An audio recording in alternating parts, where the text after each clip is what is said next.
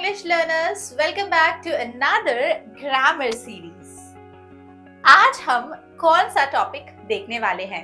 Of course, thumbnail देखकर तो आप समझ ही गए होंगे। आज हम देखने वाले हैं इंग्लिश में सबसे ज्यादा कंफ्यूज करने वाला topic, which is has, have been and have been. Yes, कब has been यूज करना है, कब had been, कब have been, बहुत सारी कंफ्यूजन्स रहती है. So by the end of this video, you will have a clear idea about using has been, have been and had been. So let's quickly start. Generally जब हम tenses पढ़ते हैं तो we start with the structure. Structure, I mean to say subject, then helping verb, then object, has been plus VING. So friends, generally जब हम tenses पढ़ते हैं, so what we start with? We start with the structure of the sentence. I mean to say किस tense में कौन सा structure जाएगा. But अगर आप structure समझते भी हैं, but अगर आपको उसे situation में यूज करना नहीं आता, so what is the use of that structure? So आज के वीडियो में we are not going to start with the structure.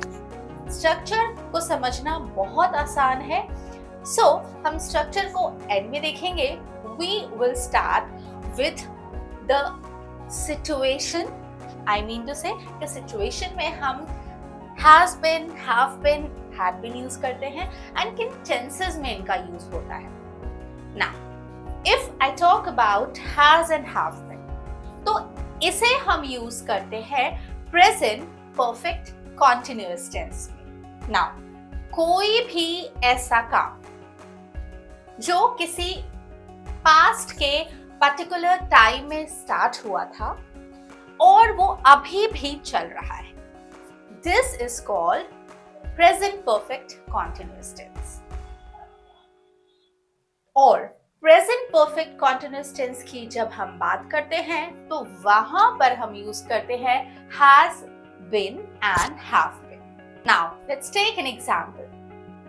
She has been making the videos for 4 years. They have been playing since 4 o'clock. अब यहाँ पर अगर हम देखें तो वो वीडियो पास्ट में किसी पर्टिकुलर टाइम पे उसने स्टार्ट किया था और वो अभी भी उसका वीडियो बनाने का जो प्रोसेस है वो अभी भी चल रहा है. सो क्योंकि ये पास्ट में स्टार्ट हुआ था, अभी भी ये चल रहा है, so that is why we are using here has been, have been. बच्चे 4 बजे से खेल रहे थे और जिस समय ये बात हुई उस वक्त भी उनका खेल चल रहा था. That is why have been का यूज किया गया.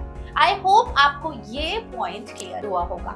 Now, अगर आपने यहाँ पर एक पॉइंट नोटिस किया होगा, मैंने for और since का यूज किया था. Yes, present perfect continuous tense में जब हम सेंटेंस बोलते हैं तो हम for और since का यूज करते हैं. Now, for का यूज हम करते हैं period of time बताने के लिए, ओके, एंड since का यूज करते हैं हम point of time बताने के लिए. आई होप आपको for और since का भी यूज क्लियर हुआ होगा, क्योंकि जब हम present perfect tense यूज करेंगे तो for since का भी यूज करते हैं.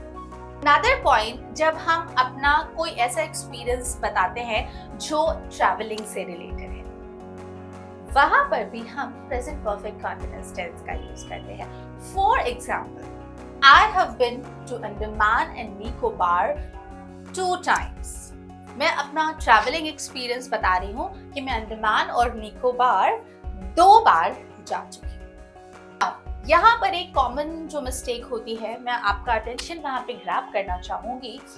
अगर आप कोई स्पेसिफिक टाइम बता रहे हैं, फॉर एग्जाम्पल आप लास्ट ईयर ही अंडमान निकोबार गए हैं, राइट? सो अगर आप कहते हैं I have been to Andaman Nicobar last year, तो ये सेंटेंस गलत होगा.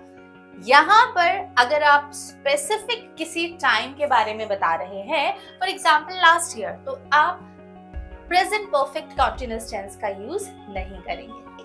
क्योंकि मैंने लास्ट ईयर स्पेसिफाई किया है, सो यहाँ पर मैं सिंपल पास्ट का यूज करूंगी. I went to Andaman and Nicobar last year.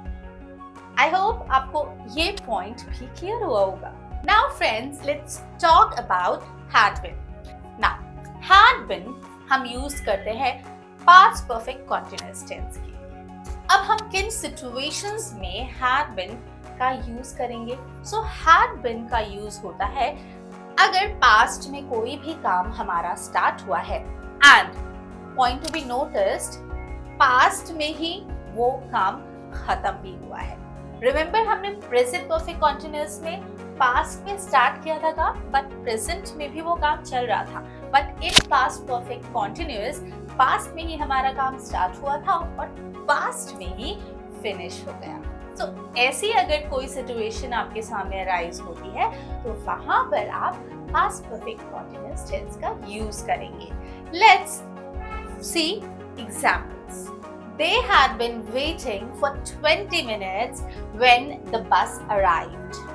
Now यहाँ पर past में ही wait करना शुरू किया और 20 मिनट से वो wait कर रहे थे जब बस आई। So this was all about when to use has been, have been and have been.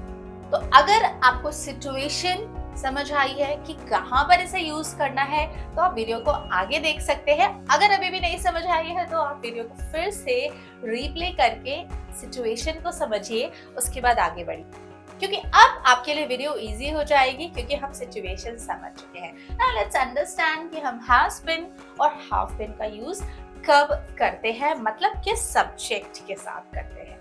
Now have been अगर हमारा सब्जेक्ट प्लूरल है, ओके, फॉर एग्जाम्पल मदर्स और दे और वी, या फिर आई है या फिर यू है, तो हम ऐसी सिचुएशन में हैव बीन का यूज करते हैं। Remember have.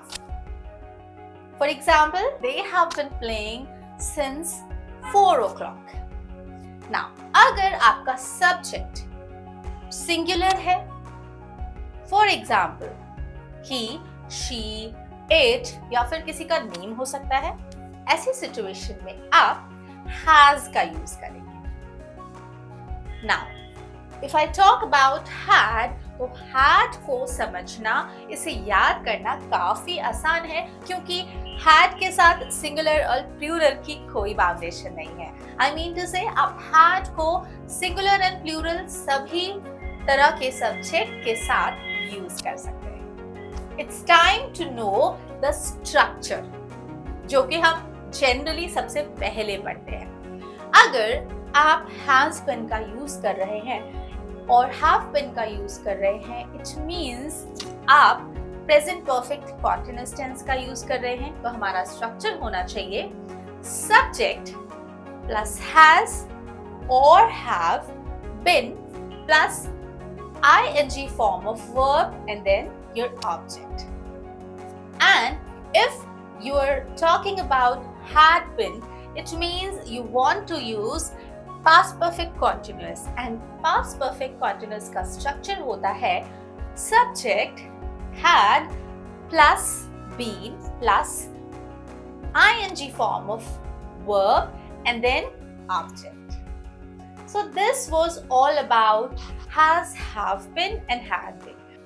I hope इस वीडियो से आपको has, have, had been की confusion दूर हुई होगी। If you find this video valuable and informative, go ahead, like, share and subscribe so we can create an awesome community to learn these kind of concepts. See you in next video. Bye bye.